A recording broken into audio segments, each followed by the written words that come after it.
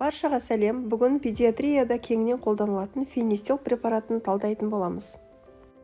Балаларға кеңінен қолданылып жүрген фенистил препараты құрамы диментиндин. Ол аллергияға қарсы зат.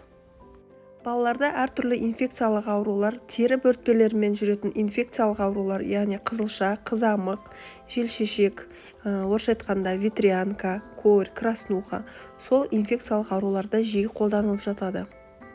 Сонымен қатар әртүрлі аллергиялық ауруларда, яғни дәрілік аллергия, немесе тағамдық аллергия, есекжем, яғни крапивница, аллергиялық риниттерде, аллергиялық риниттер ол мұрынның бітелуі.